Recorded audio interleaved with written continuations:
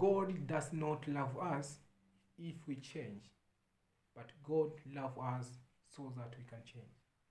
Kwa maana hiyo, Mungu hakutupenda sisi kwa sababu tumebadilika, bali Mungu alitupenda sisi ni kwa sababu alitaka tubadilike. Kwa maana hiyo, leo Mungu anaweza kuepusha na majanga makubwa. Anaweza kuepusha na ajali, anaweza kuepusha na njaa, anaweza kuepusha na matatizo makubwa. Sio kwa sababu umebadilika, ni kwa sababu anataka ubadilike.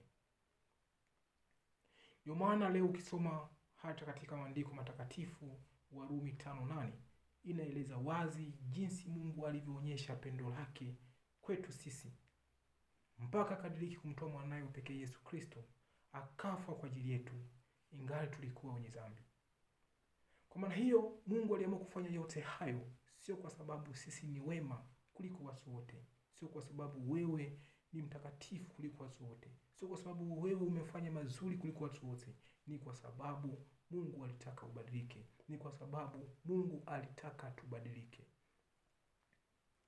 Kwa hiyo una kila sababu ya kuendelea kumtegemea Mungu, kwa sababu wewe si kitu bila Mungu, wewe si lolote bila Mungu, wewe si chochote bila Mungu. Una kila sababu ya kuendelea kumtegemea Mungu, kwa sababu Mungu anakupenda sana na Mungu anajivunia sana uwepo wako. Endelea kumtegemea wewe, kwa sababu wakati wote, muda wote, Mungu yupo na wewe. Watu watataka kukuangushe, lakini hawatafanikiwa. Ni kwa sababu Mungu yupo na wewe wakati wote, na hiyo ndio inazilisha kiasi gani Mungu anakupenda.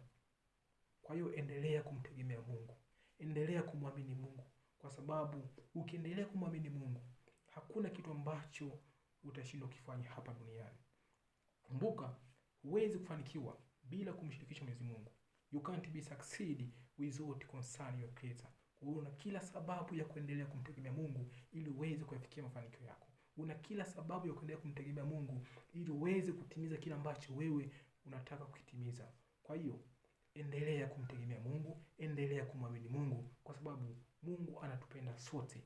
Mungu anajivunia sana uwepo wetu. Tusiache kumwabudu, bila kusahau mafanikio yako ndiyo furaha yangu. Asanteni sana kwa kunisikiliza, na Mungu awabariki.